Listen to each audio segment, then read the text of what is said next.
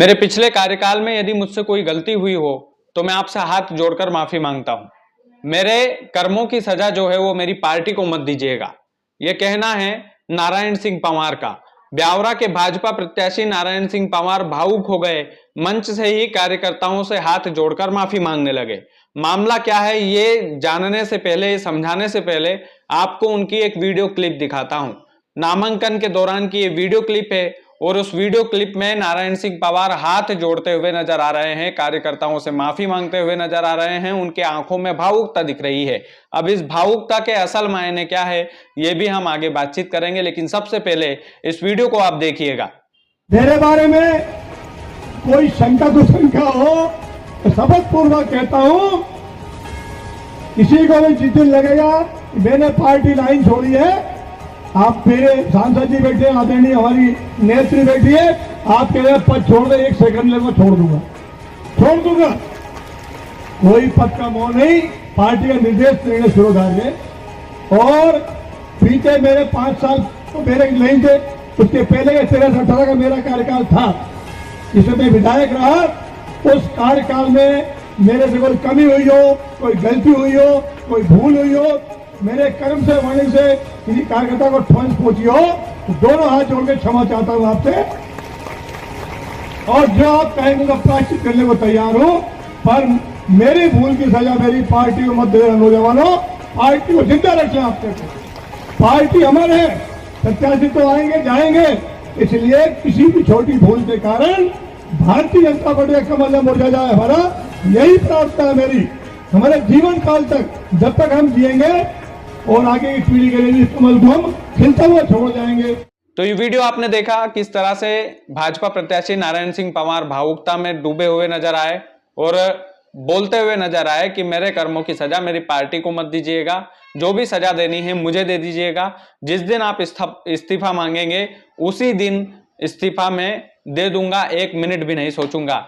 ये शब्द नारायण सिंह पंवार के है, भाजपा प्रत्याशी है ब्यावरा तहसील से। लेकिन इन शब्दों के मायने क्या है? दरअसल पिछले कुछ दिनों से उन पर एक घमंड वाला टैग जो है लगाया जा रहा है। घमंड वाला जो टैग है उन पर लगातार थोपा जाता है और उनसे बोला जाता है कि ये घमंडी नेता है। लेकिन पिछले 1-1.5 साल में उनमें बहुत बदलाव आया है। जब मैं जमीनी स्तर पर घूमता हूं तो ब्यावरा के लोग बोलते हैं कि पहले में और अब में बहुत फर्क है। उन्होंने बैलेंस करने की कोशिश की है। वो आम कार्यकर्ताओं की भी सुनते हैं। वो आम कार्यकर्ताओं का जन्मदिन भी मनाते थे चुनाव से या टिकट मिलने से पहले, और उनको टिकट की कोई लालसा नहीं थी। उसके बाद भी उन्होंने एक्टिव रह करके जो है काम किया है। ये ब्यावरा की जनता से मैंने सुना है कि पहले से काफी बदलाव है नारायण सिंह पंवार में। अब ये बदलाव चुनाव में कितना काम आ पाएगा ये तो आने वाला वक्त बताएगा। लेकिन इस बदलाव के असल मायने यही है कि जो घमंड वाला जो टैग था उन पर, उसको हटाने की भरपूर कोशिश कर रहे हैं नारायण सिंह जी। और मुकाबला जो है पुरुषोत्तम दांगी जी से होने वाला है।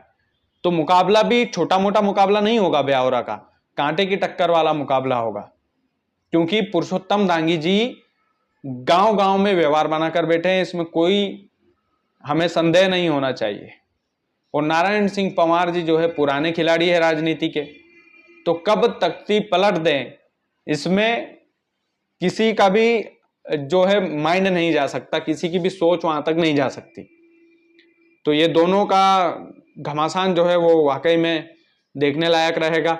लेकिन मंच से भावुकता नजर आई, मंच से हाथ जोड़कर माफी भी नजर आई, मंच से कार्यकर्ताओं को रिझाने की कला भी नजर आई। अब ये कला, ये भावुकता, ये हाथ जोड़ना, ये कहां तक काम आ पाएगा चुनाव में? कहां तक कार्यकर्ता लोग इससे कनेक्ट कर पाएंगे? ये आने वाली जो तारीख है चुनाव की वो बताएगी 17 नवंबर। 17 नवंबर को पता चलेगा, माफ कीजिएगा 17 नवंबर को जनता को पता चलेगा। जनता जो है अपने प्रत्याशी को वोट देगी और आने वाले जो दिसंबर में है वो रिजल्ट का अनाउंसमेंट होगा। तो ये तमाम सारी चीजें हैं।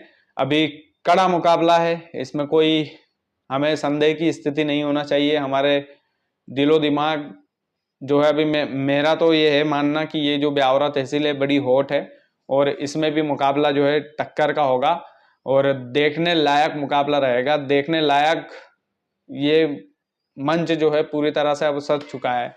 तो यकीन मानिएगा कि जैसा भी रहेगा, जो भी रहेगा, वो दिलचस्प ही होगा।